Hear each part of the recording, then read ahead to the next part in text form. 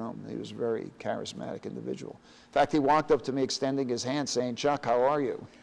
And everyone looked and says, because I didn't tell anyone I had met him before, right? And everyone looked and said, "Geez, what's this," right? So it was a thrill from the day he was interviewed up until his unfortunate passing. Right, it really right. was. Well, we are in an extraordinary place right now, and I guess for you it's particularly striking because you were acting president before Taki came, and now you're acting president now, and at a time now when other universities are suffering. We are doing very, very well. I mean, I can go through some of the things that are going on. We've hired almost 50 new faculty. We received merit raises last year. We posted the best enrollment in our history. We've risen in our ranking. Construction is going on. This is very unusual given the financial meltdown and so forth. How do you account for this growth? I mean, we can say Taki, and I suppose a lot of it has to do with his vision. But are there other factors as well that you think account for the fact that we're in such good shape at a time now when so many other universities are not? Well, I think there are other factors. Of course, Taki did a great job. He was a great leader, and he was a visionary, and you know he would never settle for less. He always wanted to do better and always wanted more. And Drexel is very dependent on the tuition dollar, which turns out to be a plus, because a lot of the schools that are in trouble were very dependent on their endowments for operating funds. Some schools had 30, 35, even 40% of their operating budget coming from their endowment, where Drexel, we're about 3.5% of our operating funds coming from our endowment. So we didn't really suffer with the decline in the value of the endowment like some of these other schools did. And secondly, with the goal of increasing enrollment, and incidentally at the same time increasing the quality of the students as well. And what we did then is we were able to bring in more revenue. Plus, we deliberately looked at alternate sources of revenue. And we focused on things like academic properties, which is a real estate subsidiary of Drexel, which is producing a surplus. And Dell, Drexel e-learning, online delivery of academic programs, which again produces a surplus. We have been more cost containment cautious, I think, than a lot of schools. We look at everything from an efficiency perspective. We try to be very, very, very, very cost effective in what we do. And I think all of that was built on the foundation from '95 when Taki started, and he set the tone, and he led by example. He worked all the time. I mean, the man was a hard worker. I want to move away from Drexel and talk about engineering in general, engineering education, because you are on the Engineering Accreditation Board, the ABET board. So you have a kind of perspective on engineering education, I would think. And you can talk a little bit about where we are in this country, as you see it, in engineering education. Do you feel we're really competitive with other countries? Do you feel we're at the right place? Do you think we're lagging behind? What's your sense of this, looking over what you've seen in terms of your work on the Accreditation Board? Well, I definitely think that we give a very good engineering education in this country. And I'll even argue that maybe the best, because what other countries have done is they've called upon the Accreditation Board to visit their countries and their universities and help them put in comparable programs. And so that's one of the visits that we do as a team from the Accreditation Board, is we go to schools in other countries, colleges in other countries, and we help them design their programs. And then we go back and we evaluate their programs because they're setting us as the standard.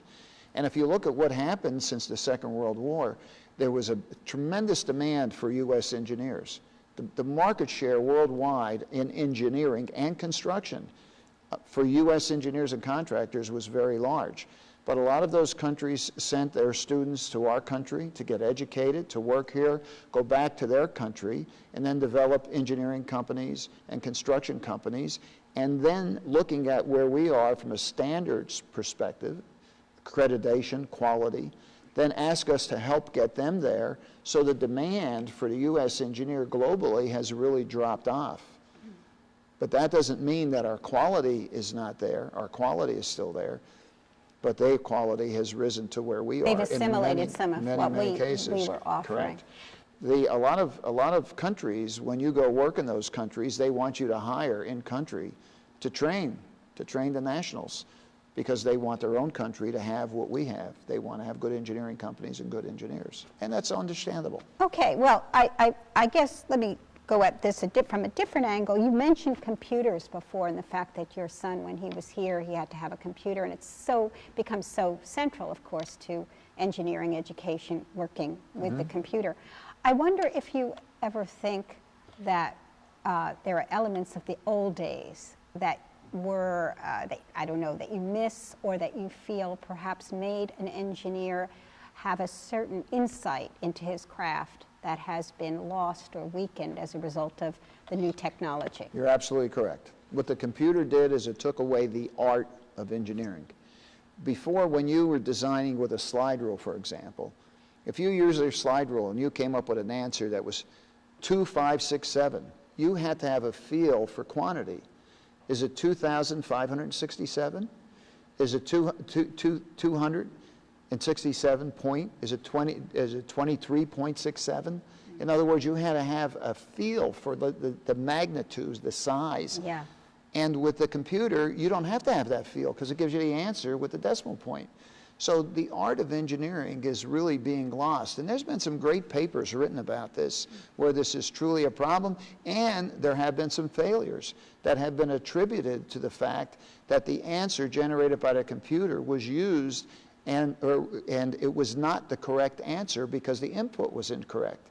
So if you don't have the feel for the order of magnitude of the answer, you could do something incorrectly. So that, I would say, was the biggest negative.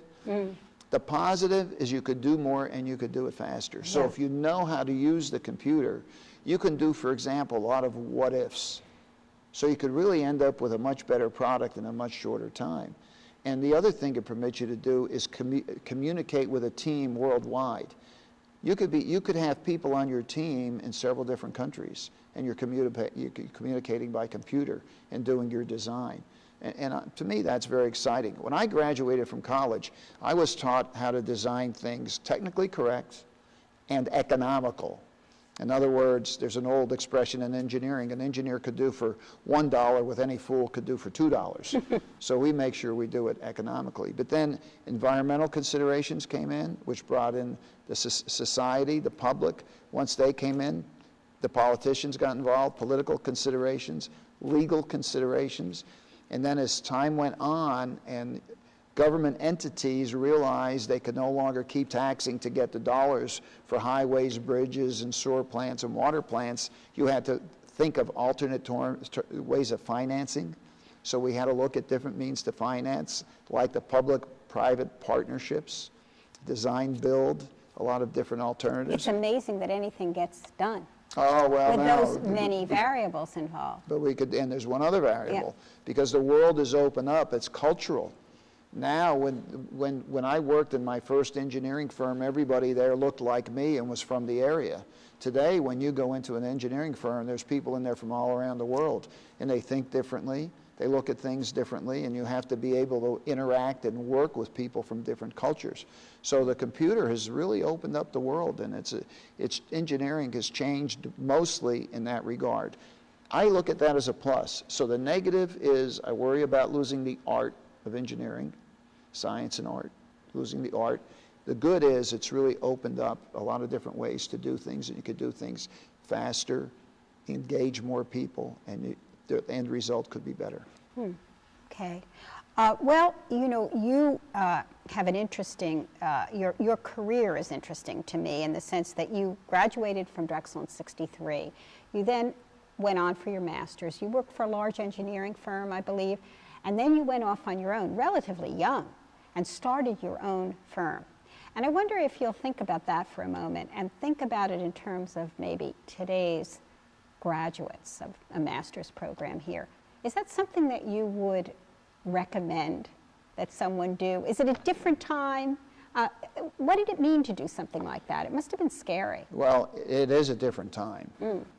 Firstly, I attribute my ability to do that with the fact that I did work my entire life, because I had had the discipline of working. I always had the commitment to go to work and knew I had to accomplish things, and I had to manage the money I received. And so that was a tremendous background in education for going in business for yourself. When I started my own firm, when I resigned from the company I was with, I was 27.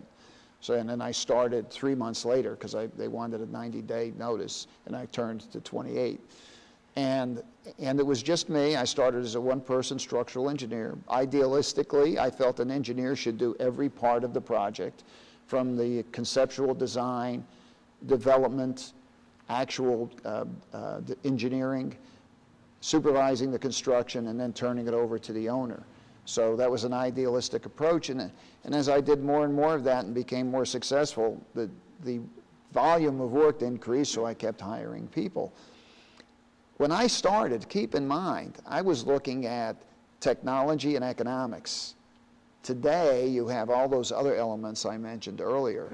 So when you start in business today, it is much, much more challenging than what it was back in 1966. So to have the global view that you had, to do so many things, to do every facet, would probably be impossible now. I would say that unless you had a very narrow focus on one little specialty, that it would be virtually impossible. Well, thank you very much, Chuck Pennoni, for being here today. Thank you for having me. This was a pleasure. And thank you for joining us today at the Drexel Interview.